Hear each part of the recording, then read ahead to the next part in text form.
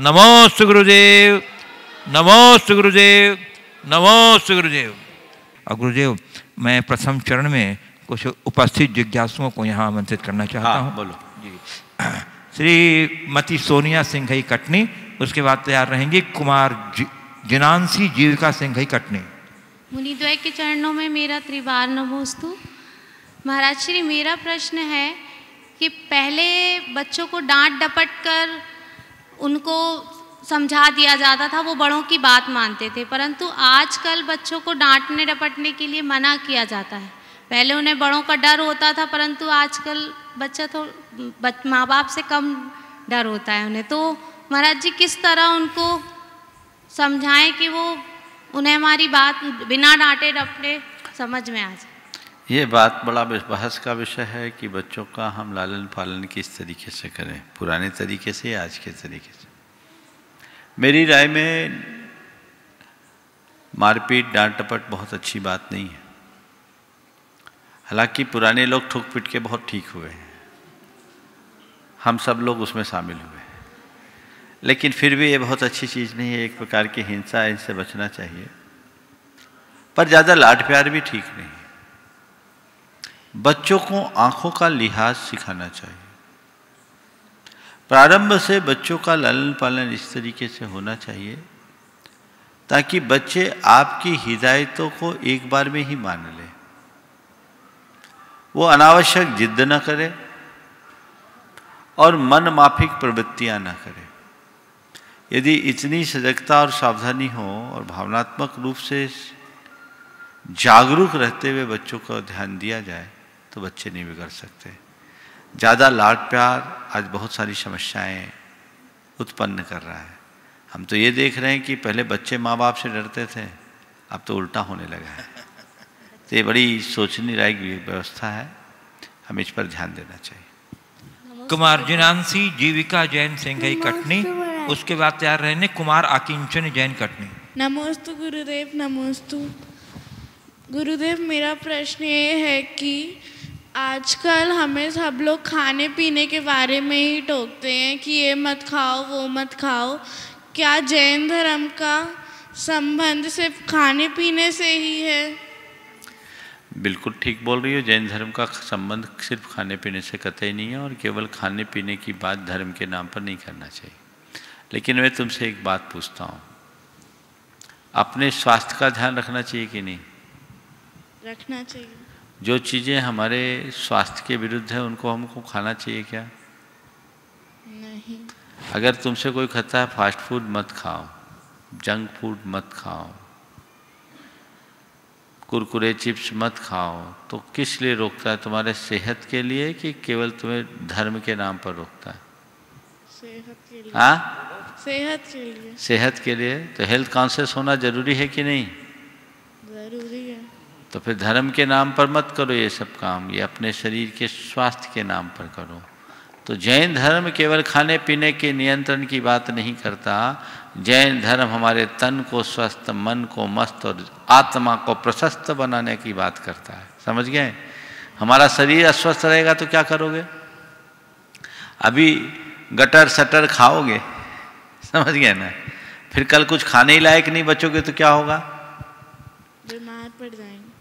शरीर ही भार बन जाएगा ना, जीवन का मजा ले पाओगे क्या? नहीं ना। तो खाने पीने के प्रति हमें ध्यान रखना चाहिए। बिल्कुल खाने पीने का त्याग करना ही धर्म नहीं है। अपने भावों को शुद्ध रखना धर्म है, अपने जीवन को पवित्र बनाना धर्म है। ठीक है, चलो अगला हो गया। नमोस्तु महाराज। श्रीमती सुलोचना जैन कटनी। हाँ बोलो जल्दी से। हाँ, नमोस्तु महाराज। मेरा प्रश्न ये है कि हमारे जीवन में धार्मिक शिक्षा व लौकिक शिक्षा दोनों का महत्व होता है। हम उन दोनों में तालमेल किस तरह से करें कि हम सदैव। बिल्कुल ठीक है। धार्मिक शिक्षा और लौकिक शिक्षा दोनों का महत्व है। लौकिक शिक्षा के लिए रोज 8 घंटे हैं, 6 घंटे हैं, पर धार्मिक शिक्षा के लिए आधा घंटा पर्याप्त है।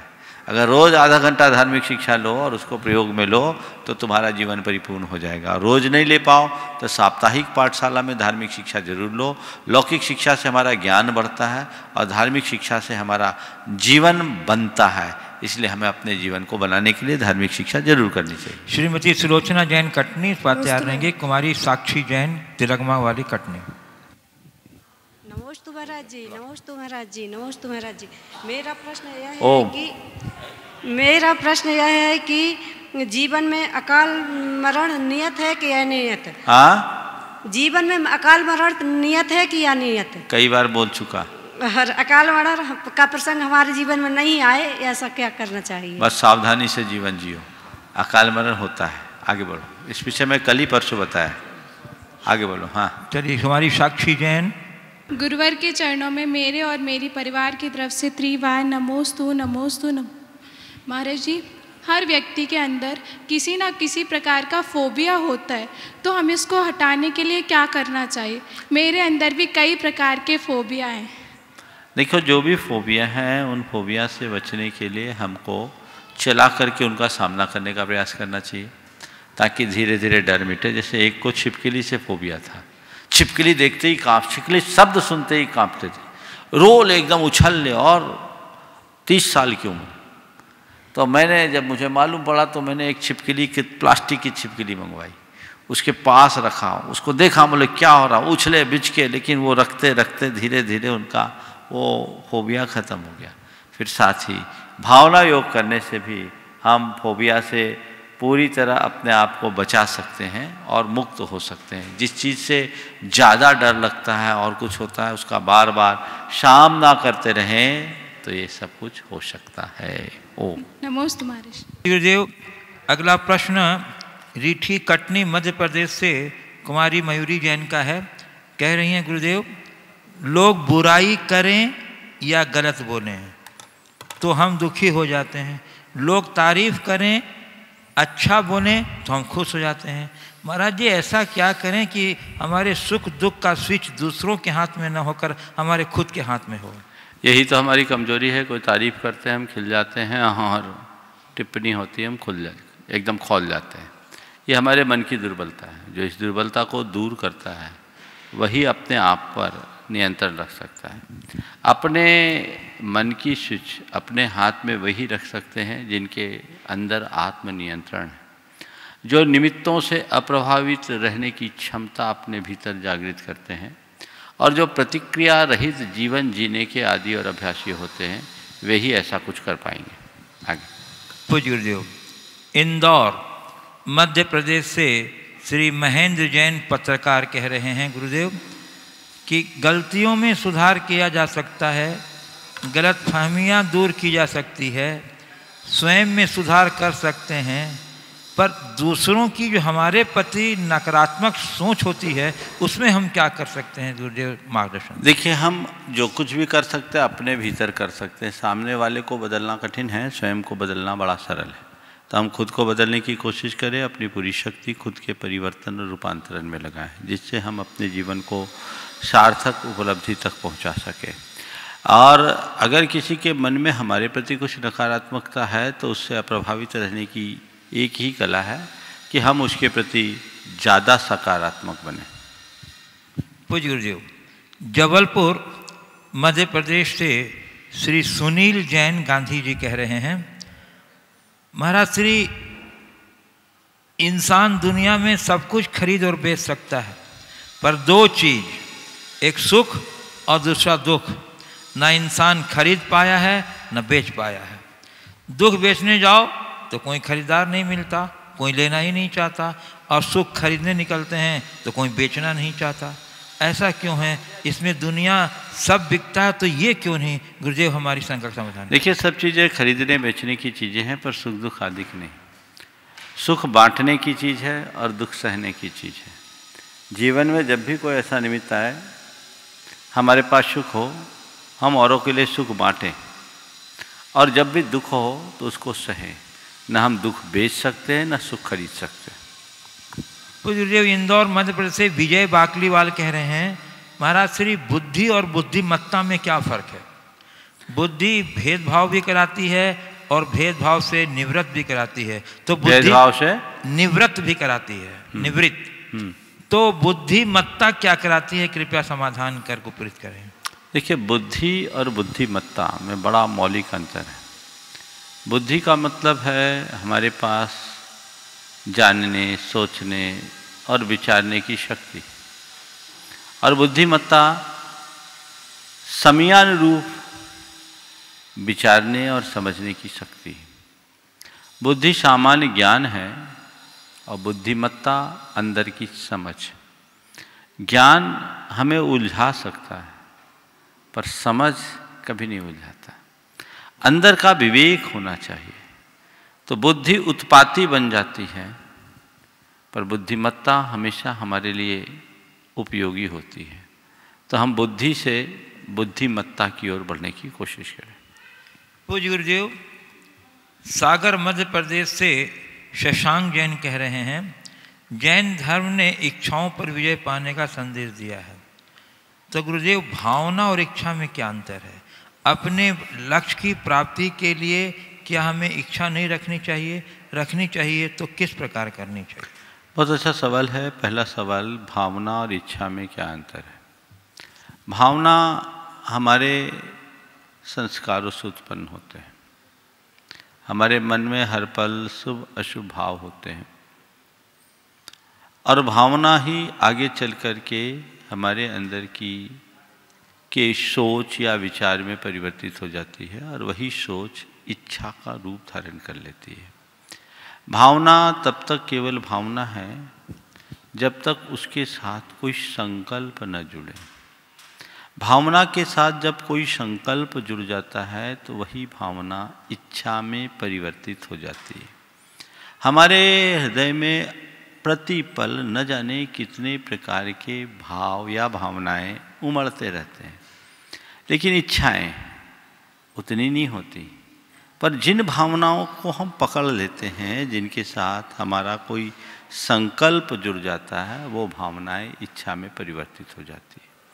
तो भावना और इच्छा में अंतर है। भावना जब प्रबल बन जाए और उसके साथ हमारे मन का संकल्प जुड़ जाए तब वो इच्छा बनती है। भावना अच्छी भी होती है, बुरी भी होती है, और जिस तरह की भावना होती है उसी तरह की हमारी इच्छाएं होती हैं। शुभ अशुभ भावनाएं हमारी शुभ और अशुभ इच्छाओं को जन्म देती है। आपने पूछा है अपने कल्याण की इच्छा रखना, ये लक्ष्य की प्राप्ति के लिए। हाँ, क्या हमें इच्छा नहीं रखनी चाहिए? देखिए, लक्ष्य की प्राप्ति के लिए इच्छा रखना कोई बुरा नहीं है, पर यह बात हमेशा ध्यान रखना है कि इच्छा मात्र से लक्ष्य नहीं मिलता। और जहाँ तक अपने जीवन के चरम लक्ष्य की बात है, मोक्ष की बात, मोक्ष तो पूरी तरह इच्छा मुक्त होने पर ही मिलता है। तो जब तक हम मोक्ष की इच्छा रखेंगे तब तक मोक्ष को प्राप्त नहीं करेंगे। इच्छातीत होंगे तभी हम उस उपलब्धि तक पहुँच सकेंगे। पूज्य गुरुदेव, पुणे महाराष्ट्र से आशीष जैन कह रहे हैं, गुरुदेव मोह रहित कर्तव्य करते वक्त कभी कभी लोगों को हम स्वार्थी या आत्म केंद्रित लगने लगते हैं, उससे बचने का और पारिवारिक संबंधों में मधुरता लाने का क्या उपाय? मोह रहित कर्तव्यों को करते रहने पर स्वार्थी या आत्म केंद्रित होने की जो बात आती है और उससे बचते हुए पारिवारिक संबंधों को निभाने की बात जो आपने पूछी है, उसे थोड़ा समझिए। मोह रहित होने का मतलब ये नहीं है कि आप किसी से कोई मतलब न रखें। मोह रहित होने का मतलब कुल इतना है, सबसे घुल मिल के रहें, सबके सुख दुख के साथ साथी बने, उनके लिए पूरक और प्रेरक बने, लेकिन अंदर ऐसा विवेक जागृत रखे कि मैं कौन हूँ, मेरा क्या है। उसे एक कर्तव्य की भावना से करे, ये समझ करके चले कि ये एक मेरा सांसारिक दायित्व है जिसे मैं निभा रहा हूँ और मैं इन सब दायित्वों को निभाने में एक निमित्त बनाऊँ। हमारा एक दूसरे के साथ जो संबंध और संयोग है वो केवल निमित्त नैमित्तिक संबंध है। घिरे रहो परिवार से पर भूलो न विवेक, आया एक का एक था अंत एक का एक। ये समझ अपने अंदर होनी चाहिए, और जिसके अंदर ऐसी समझ होती है वो प्रेम पूर्ण जीवन जीता है, मोहपूर्ण नहीं। और जो इस समझ से शून्य होते हैं वो मोहपूर्ण जीवन जीते हैं। मोह में आकुलता है, वहाँ कर्तृत्व की बुद्धि जागती है, अहंकार जगता है, आसक्ति प्रकट होती है। प्रेम में ऐसी कोई आसक्ति नहीं होती और न ही किसी प्रकार का अहंकार या अभिमान होता है। वह सात्विक स्नेह की अभिव्यक्ति होती है जो सहज रूप से प्रकट होकर हमारे हृदय में उद्भावित होती है। इसलिए हम लोग ये पंक्ति बार बार दोहराते हैं, फैले प्रेम परस्पर जग में, मोह दूर ही रहा करे। तो हम मोह रहित प्रेम की स्थिति रखें, और यदि ऐसा हम कर पाए तो हमारे घर परिवारों में, हमारे संबंधों में जो माधुर्य होगा उसकी हम कल्पना नहीं कर सकते। मोह में राग द्वेष होगा, प्रेम में सहज भाव होगा, और सहज भाव सद्भावों को जन्म देता है। राग द्वेष तो हमारे अंदर की विकृतियों को प्रकट करता है। तो राग द्वेष से बचें और सद्भावों को अपनाएं। पूज्य गुरुदेव, एलोरा महाराष्ट्र से श्री जयश्री जयचंद पाटनी कह रहे हैं, महाराज जी अगर घर में दुखद घटना हो जाए और सामने बड़ा त्यौहार हो तो किस तरह से परिवार के लोग मनाएं, जैसे अभी दिवाली आने वाली है और घर परिवार में कोई दुखद घटना घट गई हो। देखिए, लोक रीति है कि किसी के यहाँ कोई दुखद घटना घटती है तो लोग अपना पहला त्यौहार नहीं मनाते, एक शोक है। ये रीति है, लोक रीति के अनुरूप चलाएं। लेकिन कई लोग तो बड़ा अति कर देते हैं। किसी के यहाँ दीपावली के आसपास किसी का, या दीपावली के दिन किसी का वियोग हुआ तो अपने यहाँ दिवाली ही नहीं मनाते। ऐसे लोग हैं। कोई और त्यौहार के दिन होगा, त्यौहार नहीं, अज्ञानता है, रूढ़िवादिता, ऐसा नहीं होना चाहिए। लौकिक रीति से अगर आप एक किसी व्यक्ति की स्मृति में इस तरह का कोई उत्सव आदि नहीं करते तो ठीक है, लेकिन ये धार्मिक दृष्टि से उचित नहीं है। इसमें ज़्यादा रूढ़ नहीं होना चाहिए। आप दीपावली में अगर आपको ज़्यादा है रोशनी न करें, बहुत ताम झाम न करें, लेकिन भगवान का लाडू भी न चढ़ाएं, घर की पूजा शुद्धि आदि करते वो भी न करें, ये बात समझ से परे। और मुझे तो तब आश्चर्य होता है जब त्योहारों को तो नहीं मनाते हैं पर शादी ब्याह सब कर लेते हैं। कईयों का तो ऐसा भी प्रसंग आया है कि मृत्यु के बाद अचानक मृत्यु हुई, इन शादी के टाइम पर किसी की मृत्यु हुई है तो वही उसको लोगों ने टरका करके अपना विवाह का कार्यक्रम पूरा किया है, क्योंकि उसके लिए सब चीज़ें पहले से व्यवस्थित हो चुकी, काफ़ी खर्च हुआ और नुकसान के वजह से ऐसा लोग कर लेते हैं। तो जैसे हम अपने अन्य मांगलिक कार्यों को संपन्न करते हैं वैसे ही धार्मिक त्योहारों को मनाना चाहिए, उसमें हमें लकीर का फकीर नहीं बनना चाहिए। पूज्य गुरुदेव, सांगली महाराष्ट्र से माधुरी पाटिल कह रही हैं, महाराज श्री रात जैसी कठिन समय में सुबह के इंतज़ार का धैर्य तो समझ में आता है, लेकिन सुबह के वक्त में अब आगे फिर रात आएगी, इसका हर पल भय बना रहता है। ये सही है क्या, और इसे हम किस प्रकार इससे निपटें?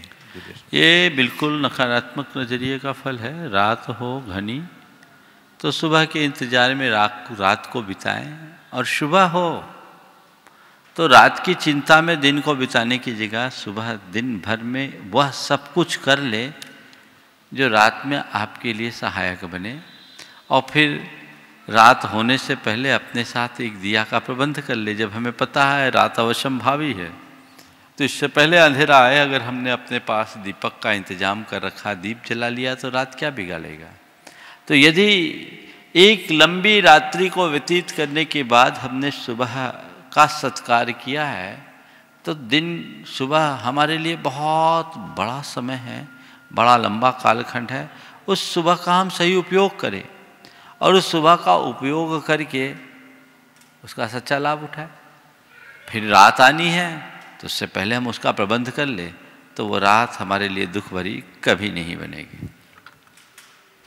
पूज्य गुरुदेव, गोपालगंज सागर मध्य प्रदेश से श्री राजेश जैन आरआई कह रहे हैं, गुरुदेव बहाना एक ऐसा अस्त्र है जो किसी भी कार्य को टाले बिना सच झूठ बोले किसी कार्य को ना करने में उपयोगी है। कई बार बहाना बनाने से कुछ अप्रिय घटनाएं टल जाती हैं, किंतु कई बार बहाना से हमें अच्छे कार्यों को कर नहीं पाते, जिसका हमें अफसोस रहता है। तो ऐसा कहा गया है कि सफल होने का एक ही अचूक अस्त्र है बहाना बनाना, छोड़ देना। तो गुरुदेव हमें कहाँ बहाना बनाना चाहिए, कहाँ नहीं बनाना? बस मैं इतनी बात कहता हूँ, बुरा काम हो तो बहाना बनाना चाहिए और अच्छे काम का बहाना खोजना चाहिए। बात समझ में आ गई? बुरे कार्य के लिए बहाना बनाओ, टाल दो, करना ही ना पड़े, और अच्छा कार्य का बहाना ढूंढो। अच्छे कार्य में बहाना मत बनाओ। लेकिन लोग अच्छाई के लिए तो बहाना बनाते हैं और बुरे कार्य के लिए हमेशा बहाना ढूंढते हैं, इसीलिए उनकी दशा उल्टी हो जाती है। पूज्य गुरुदेव, कानपुर उत्तर प्रदेश से अमर वाजपेयी कह रहे हैं, गुरुदेव जिस प्रकार एक अध्यापक के 100 शिष्य में कोई एक ही फर्स्ट आता है, उसी तरह आपके प्रवचनों और शंका समाधान के प्रभाव भी श्रावक की क्षमता पर निर्भर करता है। मेरे पिताजी ने आपसे परोक्ष रूप से प्रभावित होकर कम पानी और बिना साबुन के स्नान करना शुरू किया। हमारे कपड़ों के अंदर पनपते कीटाणु त्वचा की बीमारियां कारण बनते हैं। मेरे पिताजी समेत सभी साधकों को अंधानुकरण ना करने का कृपया संदेश दें गुरुदेव। देखिए, बहुत अच्छी बात है, वाजपेयी जी ने परोक्ष में सुनकर अपने जीवन में कुछ परिवर्तन लाने का संकल्प लिया है। परिवर्तन और परिवर्तन का संकल्प निश्चित अनुकरणीय है, स्वागत योग्य है, लेकिन जैसा आपने कहा अंधानुकरण न करें, बिल्कुल हमें उससे बचना चाहिए। जहाँ तक साबुन का प्रयोग करने का सवाल है, यदि आप हिंसा से बचने के लिए साबुन के प्रयोग से बचते हैं, बहुत अच्छी बात है, तो आप मिट्टी का प्रयोग कर सकते हैं, बेसन का प्रयोग कर सकते हैं, मट्ठे से स्नान कर सकते हैं। मैं आपको बताऊं, दही और मट्ठे से अगर आप स्नान करेंगे तो साबुन क्रीम कहाँ लगेगी उसके आगे। मैं कानपुर गौशाला में गया था, सन 2002 की बात है, इन्हीं कानपुर का ही सवाल है ना जी। तो कानपुर गौशाला में गया तो वहाँ मुझे तोषनीवाल जी मिले। वो 80 साल के थे, एक गहरा शरीर, गोरा गट्ट शरीर, और वहाँ के मंत्री थे उस गौशाला के। मैंने उनसे पूछा आपकी सेहत का राज क्या है? बोला महाराज गौ माता की सेवा करता हूँ, गौ माता का दूध पीता हूँ, गौ माता का घी खाता हूँ और गौ माता के छाछ से नहाता हूँ। कोई क्रीम नहीं, कुछ नहीं, और महाराज खुद गाड़ी ड्राइव करके आता हूँ। तो ऐसा नहीं है, आप उनका प्रयोग कर सकते हैं, अन्य दूसरे विकल्पों का प्रयोग कर सकते हैं। बहुत सारी मिट्टी होती है, उनका प्रयोग कर सकते हैं। हमारे संघ के जितने ब्रह्मचारी लोग हैं, बहुधा लोग साबुन नहीं लगाते हैं, तो कोई ऐसी ज़रूरत नहीं है कि साबुन आप लगाएं तभी शरीर की शुद्धि हो। हाँ, अशुद्धि से आपको जरूर बचना चाहिए, अन्य वैकल्पिक उपायों का आप प्रयोग कर सकते हैं। तो साबुन का प्रयोग न करना अच्छी बात है, लेकिन शरीर को गंदा रखना अच्छी बात नहीं है। आप अन्य वैकल्पिक संसाधनों से शरीर की शुद्धि रखें। इसी तरह वस्तुओं के लिए अनावश्यक पानी का प्रयोग न करना अच्छी बात है, लेकिन वस्तुओं को इतना गंदा रख लेना कि उसमें से बदबू आ जाए या उसी में कीड़ा पड़ जाए, तो ये उचित बात नहीं है। हमें विवेक से ही सारे कार्य करना चाहिए।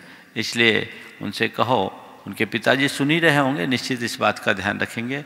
संयम ऐसा रखो जिसमें अहिंसा भी हो और सुरक्षा भी। पूज्य गुरुदेव, पार्ले पॉइंट सूरत गुजरात से श्री अशोक कुमार गांधी कह रहे हैं महाराज श्री, मैदान में हारा हुआ फिर भी जीत सकता है, किंतु मन से हारा हुआ कभी जीत नहीं सकता। हमारा आत्मविश्वास ही हमारी सर्वश्रेष्ठ पूंजी है। तो महाराज श्री, मेरी जिज्ञासा यह है कि हम मन की हार से बचने का क्या उपाय? बिल्कुल यथार्थ बात है, मन के हारे हारे, मन के जीते जीत। मैदान का हारा जीत जाएगा, लेकिन मन का हारा कभी नहीं जीत सकता। और आपने पूछा है मन को हार से बचाने के लिए क्या करें। सबसे पहली बात, आत्मविश्वास से लबरेज रहें, सकारात्मक सोचें, आशावादी बने और धीरज रखें, लक्ष्य को सामने लेकर चले। तो इससे आप चाहे कैसी भी स्थिति में होंगे, आप कभी हारेंगे नहीं। आपके मन में दोबारा अपने कार्य को करने का उत्साह होगा। लगातार चलते रहिए। यदि आपका लक्ष्य आपके सामने है, आपके अंदर आशा है, आशावादी दृष्टि है, सोच सकारात्मक है और प्रगाढ़ आत्मविश्वास है,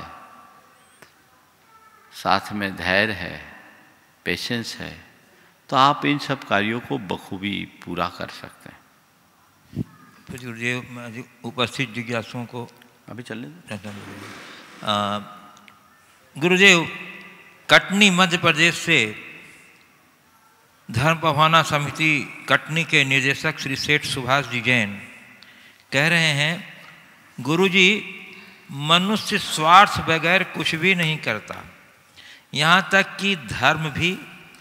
धर्म का उद्देश्य क्या है और हमें क्या पाने के लिए धर्म करना है, जिससे हम समझ पाएं और अपने जीवन को सही राह क्या है पकड़ा सकें। कृपया मार्गदर्शन। बिल्कुल, धर्म को पाने का या धर्म करने का हमारा एक ही लक्ष्य होना चाहिए, जीवन को पवित्र बनाना। जीवन की पवित्रता ही हमारे धर्म का परम लक्ष्य है, आत्मशुद्धि और जीवन की पवित्रता। इस लक्ष्य को लेकर के यदि हम धर्म करते हैं तो उसका हमें बड़ा गहरा लाभ होगा, और इस लक्ष्य से विमुख होकर यदि हम धर्माचरण करेंगे तो हम उसका वांछित परिणाम कभी नहीं पाएंगे। प्रायः लोग धर्म करते हैं या तो पुण्य कमाने की चाह से, या दुर्गति से बचने की भावना से, पाप काटने की भाव से। कुछ लोग तो इसलिए भी धर्म करते हैं कि हमारा दुख दारिद्र्य दूर होगा, हमारे संकट टल जाएंगे। और कुछ लोग इस भाव से धर्म करते हैं कि चलो हमारे माँ बाप ने हमें धर्म करने का संस्कार दिया है, हम अभी तक करते आए, बाप दादा करते आए, तो हमें भी करना चाहिए।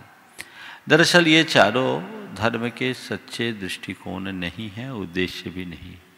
धर्म का मूल उद्देश्य जीवन का रूपांतरण होना चाहिए, आत्मा की शुद्धि और विशुद्धि होनी चाहिए। यदि उसे हमने अपने अंदर घटित किया तो तय मान करके चलिएगा, जीवन में बहुत बड़ा बदलाव घटित होगा। पूज्य गुरुदेव, छिंदवाड़ा मध्य प्रदेश से काजल कौशल जैन कह रही हैं, गुरुदेव आजकल दान को चैरिटी के रूप में ज़्यादा किया जाता है, जिसमें जो देता है वो लेने वाले से सुपीरियर दर्शाया जाता है। तो महाराज जी, अगर हम इसको चैरिटी की जगह शेयरिंग की तरह करते हैं तो उसमें दोनों पार्टी एक लेवल पर ही रहेंगे, जिससे लेने वाले को भी हीन भावना का सामना नहीं करना पड़ेगा। तो गुरुदेव आपका मार्गदर्शन चाहिए कि हम चैरिटी की जगह शेयरिंग वे कैसे अपनाएं और क्या ये इसके लिए क्या कर सकते हैं। देखिए, हमारे यहाँ दो शब्द है, एक है दान और दूसरा शब्द है सहयोग। दान हमेशा दान की भावना से ही किया जाता है, जिसमें स्वपर के अनुग्रह का भाव है, और पारमार्थिक कार्यों में हम दान देते हैं। वो दान व्यक्ति को श्रेष्ठ बनाता है, और हमेशा ऐसे दानी को महत्व देने की बात कही है, क्योंकि दानी हमेशा प्रशंसा का पात्र होता है। इसलिए कोई दान देता है तो उसकी दान की सराहना तो हमें करनी ही चाहिए, दान की प्रशंसा भी करनी चाहिए। दूसरी तरफ सहयोग की बात है, तो यदि हम किसी व्यक्ति को ऊपर उठाना चाहते, आगे बढ़ाना चाहते, सहयोग की भावना से यदि हम उसे कुछ देते हैं तो उसे दान नहीं, एक प्रकार का योगदान या सहयोग के रूप में देखना चाहिए। तो ये सहयोग के रूप में आप देखें तो वो व्यक्ति आगे बढ़ सकता है। आपने जो चैरिटी और शेयरिंग की बात की है, ये लौकिक जगत में चलेगी, पारमार्थिक जगत में इस तरह की बात नहीं है। वहाँ एक दूसरे को सहयोग देने की भावना जरूर रखी गई, और जो हमें एक दूसरे के पूरक और प्रेरक बनने में सहकारी बनते हैं, परस्परोपग्रहो जीवा नाम का यही मूल आधार है, और हमें उसी दृष्टि से ये कार्य करने चाहिए। पूज्य गुरुदेव, खेरवाड़ा राजस्थान से श्री जुगल जैन कह रहे हैं, महाराज श्री जैन धर्म में निश्चय व्यवहार धर्म में स्वपर कल्याण की बात की गई है, लेकिन जब कोई व्यक्ति मंदिर जाएगा तो भगवान से प्रार्थना करेगा कि सभी जीवों का कल्याण हो, तब वो अपने स्वयं के कल्याण की बात पहले नहीं करेगा। लेकिन व्यवहार धर्म में वो सबसे पहले अपना सोचता है। तो हमें दोनों धर्मों में सबसे पहले स्वपर कल्याण की बात सोचनी चाहिए या फिर अलग अलग? देखिए, सबसे पहले तो आपने निश्चय और व्यवहार धर्म को समझने में ही चूक कर दी। जब आप संसार के कल्याण को निश्चय कर रहे और अपने बात की बात को व्यवहार कर रहे, ये बात ठीक नहीं। भगवान के समक्ष जाकर कुछ भी प्रार्थना करना व्यवहार है। सर्व कल्याण की प्रार्थना ज़्यादा ऊंची है, निज कल्याण की प्रार्थना अपेक्षाकृत हल्की है। अपनी प्रार्थना को यदि वाकई में प्रभावी और मूल्यवान बनाना चाहते हो तो स्व की जगह सर्व की कल्याण की कामना करो। स्वयं में हम बहुत संकुचित हो जाते हैं और सर्व में हम व्यापक हो जाते हैं। जब सबका कल्याण होगा तो हमारा कल्याण तो होगा ही होगा। जहाँ तक निश्चय की बात है, निश्चय में तो कहीं दूसरे की बात ही नहीं, केवल स्वयं में लीनता की बात है और न कहीं कामना है, न याचना, न प्रार्थना। वो पूरी तरह निर्वृत्ति, आत्म ध्यानात्मक स्थिति। अब गुरुदेव, मैं आपकी अनुमति से उपस्थित जिज्ञासुओं का आमंत्रित करना चाह रहा हूं और प्रथम प्रश्न के लिए श्रीमती कल्पना प्रदीप जैन, गुड्डू सतना गुणायतन ट्रस्टी। और जब तक गुरुदेव ये लोग आ रहे हैं, एक प्रश्न बांदा से, उत्तर प्रदेश से गुणायतन ट्रस्टी श्री SC जैन की सुपुत्री कृति जैन ने पूछा है। गुरुदेव महाराज जी, मेरी सबसे बड़ी कमी है पछताने की। पछताने की, पश्चाताप। हाँ, पढ़ाई का समय निकाल दूंगी, फिर पढ़ने बैठूंगी। अन्य कार्यों में भी ऐसा ही करती हूँ और मैं इस बात से अवगत हूँ तो भी मेरी आदत नहीं छूटती। गुरुजी, मैं क्या करूँ? मेरा जाने में बहुत नुकसान हो रहा है, कृपया मार्गदर्शन। देखिए, इसके लिए आपको अपनी आदत को बदलने के लिए संकल्पित होना होगा और अपनी कमी को दूर करने के लिए भावना योग का प्रयोग करना होगा। आप जो भी कार्य करना चाहते हैं उसके लिए, जैसे आपको पढ़ना है और पढ़ने में आप अपना समय बर्बाद करते हैं, तो एक कमांड अपने मन में डालिए, बार बार दीर्घ उच्चारण पूर्वक, मुझे समय पर पढ़ना है, मुझे अपना काम समय पर करना है, मुझे अपना काम समय पर करना है, मुझे अपना काम समय पर करना है। हर काम को जो भी आप करना चाहते हैं इसे बार बार दोहराइए। अपने मोबाइल की रिंगटोन में बना लीजिए, आप अपने कमरे में लिख करके रख लीजिए, आप अपनी टेबल पर लिख कर रख लीजिए, अपने गाड़ी में लिख करके रख लीजिए, अपने घर के दरवाजे में लिख कर रख लीजिए। और दिन भर में कम से कम जब आपका ध्यान जाए, मुझे अपना काम समय पर करना है, मुझे अपना काम समय पर करना है, मुझे अपना काम समय पर करना है, ये दोहराएंगे तो फिर जब कभी भी मन में कोई दूसरे विकल्प आएंगे, अंदर से आवाज़ आएगी, मुझे अपना काम समय पर करना है। इस बात को अपने अवचेतन में एकदम अंकित कर लीजिए, वो स्थायी रूप से अंकित होगा। आप निरंतर यदि ऐसा करेंगे तो कुछ ही दिनों में आप बहुत बड़ा बदलाव घटित कर सकेंगे। श्रीमती कल्पना जैन, प्रदीप, गुड्डू सतना गुणायतन ट्रस्टी तैयार रहेंगे। श्रीमती सरला रमेश सेठी, रामगढ़, झारखंड। पूज्य मुनिद्वय के चरणों में पवन ट्रेडिंग कंपनी सतना का बारंबार नमोस्तु नमोस्तु नमोस्तु। महाराज श्री, अक्सर देखने में आता है कि मनुष्य जब नाटक और चित्रपट को देखता है तो दूसरों के दुख दर्द को देखकर रो पड़ता है, लेकिन असल ज़िंदगी में जब अपनों के साथ ये कंडीशन बनती है तो वो उसे नाटक समझता है। मेरा इससे स्वास्थ्य से रिलेटेड है महाराज श्री, तो ऐसे में उन लोगों की संवेदनहीनता कहें या क्या कहें महाराज श्री? शंकर निश्चित ये बढ़ती हुई संवेदनहीनता का परिणाम है, वो नाटक को रियल और रियल को नाटक समझने लगा। यही बड़ी कमजोरी है और जब तक इस कमजोरी को हम दूर नहीं करेंगे तब तक जीवन में कुछ भी अर्जित नहीं कर सकते। हर मनुष्य के अंदर एक दूसरे के प्रति प्रेम होना चाहिए, परस्परता, आत्मीयता और बंधुत्व का भाव होना चाहिए। बढ़ते हुए इस उपभोक्तावादी युग में सबसे ज़्यादा अगर क्षति पहुंची है तो इसी चीज़ की। ये बड़ी एक कमी है और इस कमी ने हमारी सारी व्यवस्थाओं को बिगाड़ दिया है। एक समय था जब किसी को खांसी होती थी तो बाजू में बैठा व्यक्ति उसका पीठ सहलाने लगता था। अब कोई दर्द में तड़फ रहा है तो सेवा को हाथ नहीं बढ़ते हैं, ज़्यादा है तो बोलते हैं चलो डॉक्टर को दिखा लो, दवाई खा लो, और ज़्यादा है तो चलो डॉक्टर को दिखाते हैं, दवाई अपने हाथ से देते हैं। तो ये जो आज के समय का परिवर्तन है, ये बहुत बुरा दौर आ गया है जो हमारे मूलभूत सांस्कृतिक अवधारणा से बिल्कुल अलग है। हालांकि ऐसे में अगर किसी व्यक्ति के साथ ऐसा होता है तो उसे किसी तरह से हताश नहीं होना चाहिए, अपने मन में नकारात्मकता नहीं आने देना चाहिए। इसे एक समय की परिणति मानकर सहज भाव से स्वीकार कर लेना चाहिए और जो होता है उसे होने देना चाहिए, परमुखापेक्षीपन छोड़ना चाहिए। लेकिन दूसरे के साथ कभी ऐसा हो तो उसके दर्द में हमदर्दी जरूर रखना चाहिए। नमोस्तु। श्रीमती सरला रमेश सेठी, रामगढ़ झारखंड। उसके बाद तैयार रहेंगे श्री विकास शीतल सेठी, रामगढ़ झारखंड। नमोस्तु महाराज श्री, नमोस्तु महाराज श्री, नमोस्तु महाराज श्री। असंतोष में भी सहयोग आता है, अविश्वास में विश्वास और असत्य में सत्य होता है, पर हम इतने में सहयोग, अविश्वास और सत्य को कैसे प्राप्त करें? असंतोष में संतोष, अविश्वास में विश्वास, असहयोग में सहयोग, सब में लगा है। असत्य में सत्य, पर हम अपने जीवन में संतोष, विश्वास, सहयोग और सत्य कैसे लाए? ये बोल रहे ना, कुछ मत करो, उस अ को हटा दो, सब आ जाएगा। ये अ है ना हमारे लिए जो असमर्थन, अभाव की तरफ आकर्षित करता है, अज्ञान की तरफ आकर्षित करता है। ये अ के फंदे से जो मुक्त हो जाएगा, उसके जीवन का कायाकल्प हो जाएगा। ओम।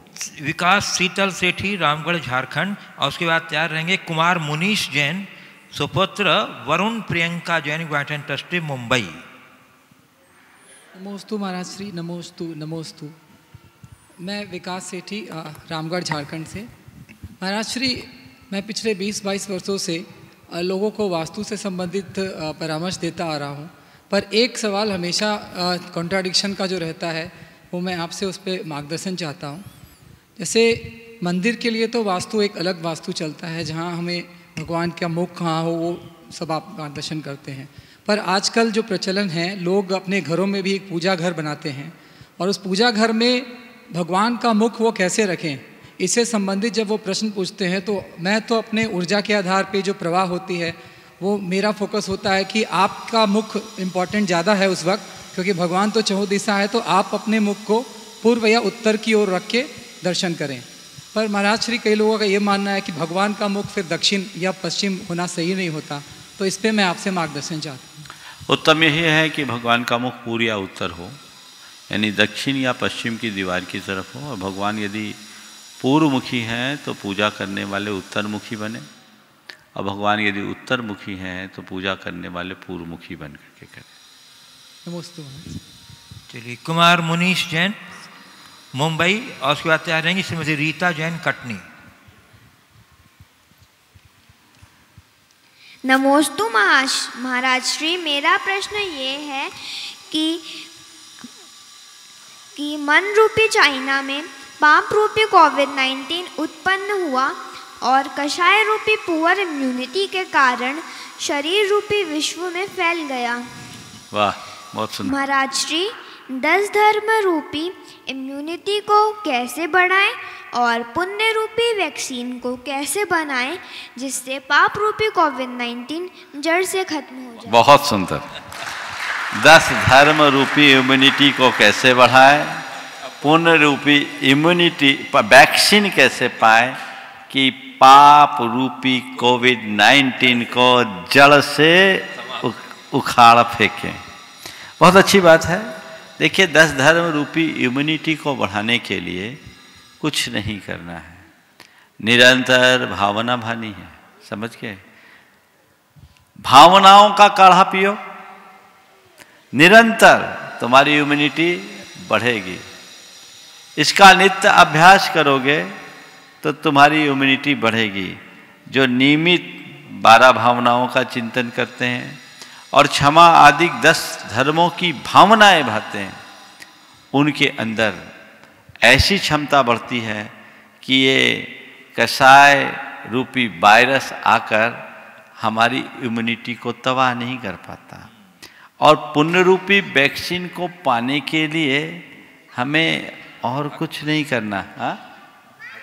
पुण्य रूपी वैक्सीन को पाने के लिए हमें कुछ नहीं करना है, बस सावधान होकर जीवन की प्रयोगशाला में थोड़े दिन के लिए पाप को बंद कर देना है।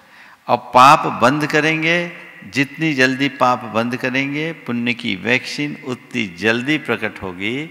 और उस पुण्य की वैक्सीन को हमने एक बार लगा लिया तो फिर ये पाप रूपी कोविड हम पर कभी हावी नहीं होगा, हमेशा हमेशा के लिए अंत हो जाएगा।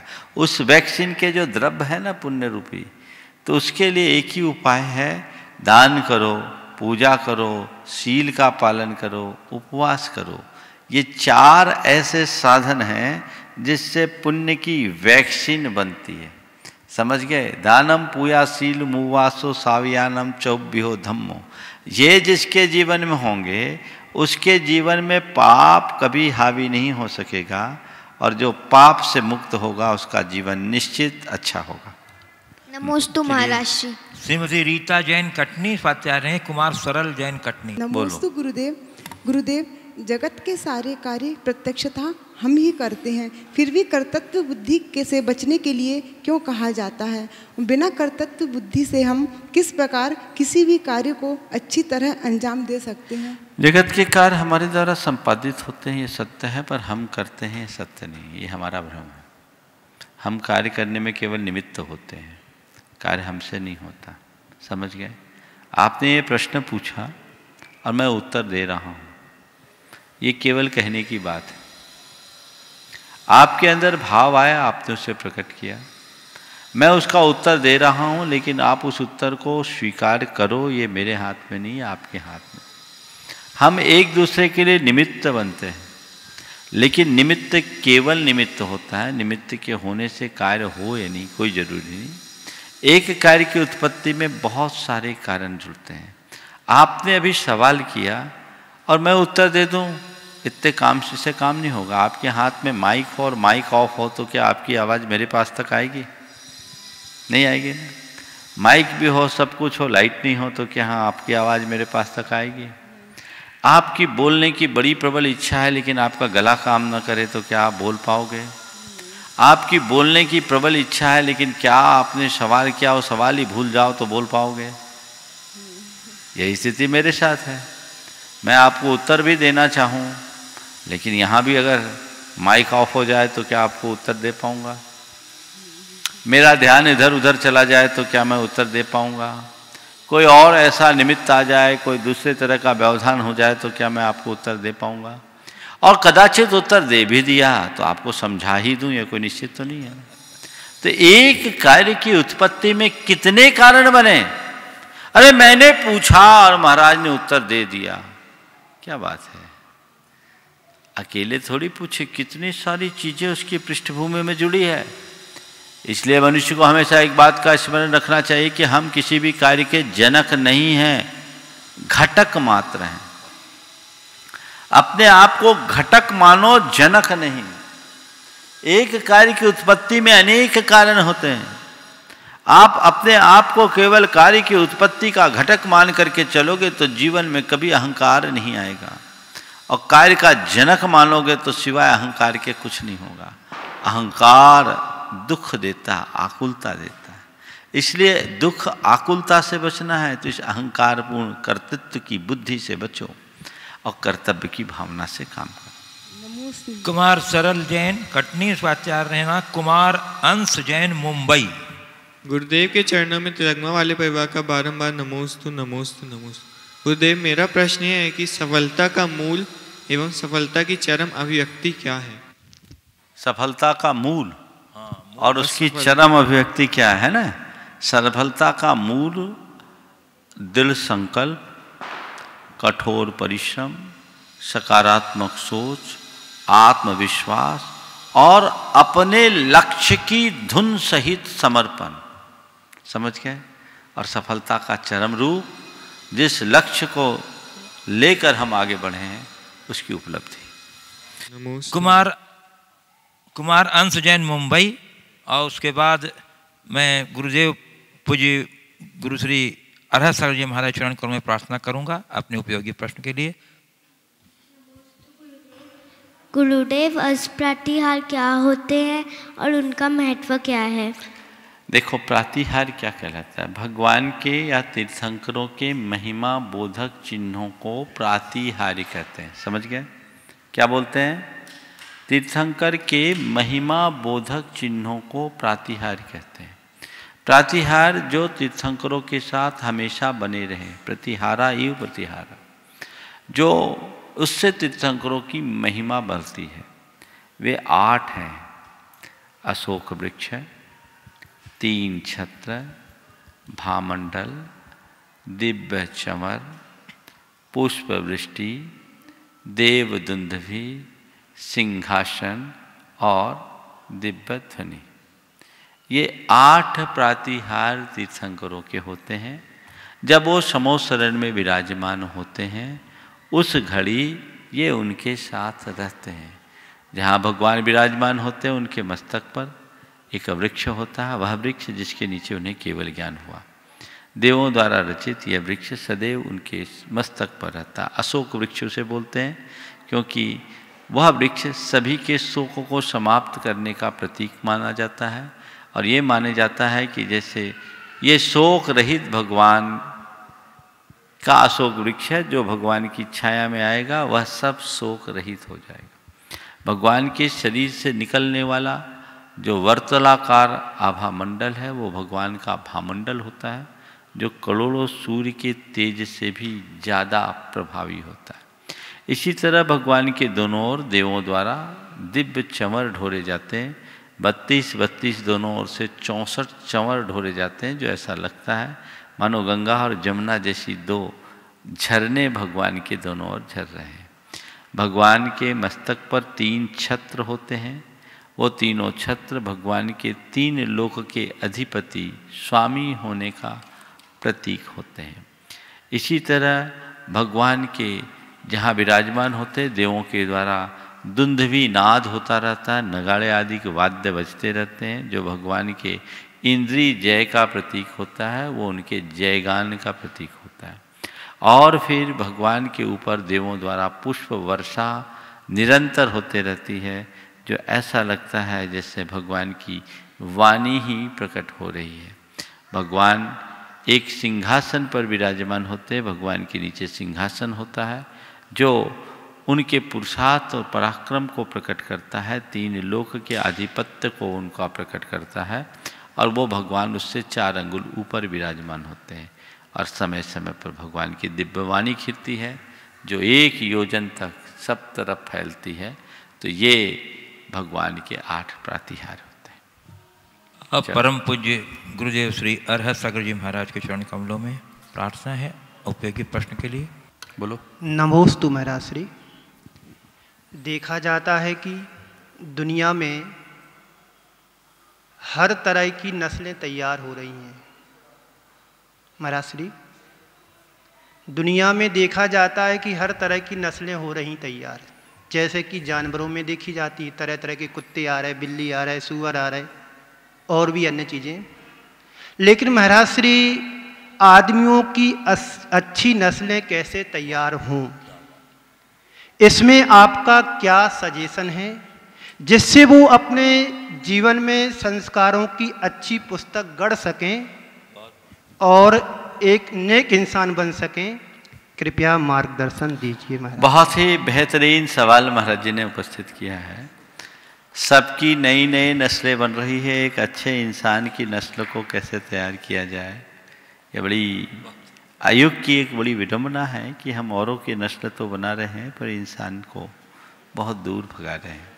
बस और नस्ल बनाने की बात तो दूर है, इंसान की नस्ल बिगाड़ रहे हैं, क्योंकि इंसान आज इंसानियत से दूर होता जा रहा है।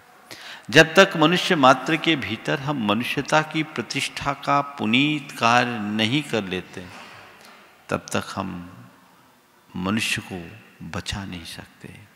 आज हर व्यक्ति आकृति से मनुष्य जरूर है, दिखता मनुष्य जैसा है, पर उसके भीतर मनुष्यता जैसा कुछ भी नहीं है। आकृति से मनुष्य जरूर है, पर उसके भीतर मनुष्य जैसा कुछ नहीं है। उसे चाहिए कि वो आकृति से नहीं, प्रकृति से मनुष्य बने। मनुष्य, तुम्हें प्रकृति ने मनुष्य के रूप में जन्म दिया, तुम्हें मनुष्य का आकार मिल गया, लेकिन जब तक तुम्हारे भीतर मनुष्यता प्रकट ना हो, मनुष्य की प्रकृति प्रकट ना हो, तब तक मनुष्य होना बेकार है। तो हमें चाहिए कि हम अपने जीवन में उस मनुष्यता को प्रकट करें। और मनुष्य मात्र में मनुष्यता की प्रतिष्ठा धर्म का पहला उद्देश्य है। धर्म के बल पर ही हम पूरे के पूरी मानवता को सुरक्षित रख सकते हैं। आज ये युग की विचित्रता है कि पूरी मानवता धर्म से विमुख हो रही है, और धर्म विमुखता ही मनुष्यता के पतन का सबसे बड़ा कारण बन रहा है। ये तभी रुकेगा जब हम सभी को धर्म से जोड़कर सतपथ पर ले जाने का लिए संकल्पित होंगे। तो आज जरूरत है एक ऐसे अभियान की जो मनुष्यता की रक्षा का अभियान हो, मानवता की रक्षा का अभियान हो, मानवता की प्रतिष्ठा का अभियान हो। व्यक्ति शुभ संकल्प के साथ जुड़कर अगर मनुष्यता के इस अभियान में जुड़े, मनुष्यता की प्रतिष्ठा के अभियान में जुड़े, तो जो आपने भाव व्यक्त किया है निश्चित उसकी पूर्ति हो सकती है और हम एक अच्छे विश्व की संरचना में सहभागी बन सकते हैं। महाराज श्री, इस अभियान में पारिवारिक जिम्मेदारी कहाँ तक सहकारी हो सकती है? मार्गदर्शन। देखिए, मैं तो ये कहता हूँ इसकी शुरुआत घर से ही होनी चाहिए। घर से भी नहीं, स्वयं से होना चाहिए। हम बदलेंगे, हमारा परिवार बदलेगा, कुटुंब बदलेगा, समाज बदलेगा, सारा संसार बदलेगा। हम लोगों में बदलाव चाहते हैं, खुद में नहीं। जब हम खुद बदलेंगे तो सब बदल जाएगा। विनोबा जी के पास किसी विश्वविद्यालय के कुछ छात्र गए और उन्होंने कहा कि बाबा, हमें इस देश के निर्माण के लिए कुछ सूत्र बताएं। विनोबा जी के पास लकड़ी के कुछ पासे पड़े थे। उनने उन युवकों के समक्ष उन पासों को रखा और कहा, तुम्हें सूत्र बाद में बताऊंगा, पर एक काम करो, ये पासे हैं, इन पासों को जोड़ देने पर भारत का नक्शा बनता है।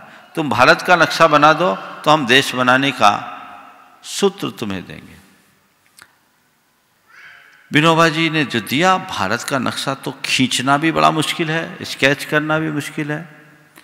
अब लोग लगे, एक छात्र ने उन पासों को पलटा तो उसमें देखा कि इसमें मानव शरीर के कुछ अवयव दिख रहे हैं। कहीं हाथ हैं, कहीं उंगलियां हैं, कहीं पैर है, कहीं सिर है, कहीं छाती है, कहीं पेट है।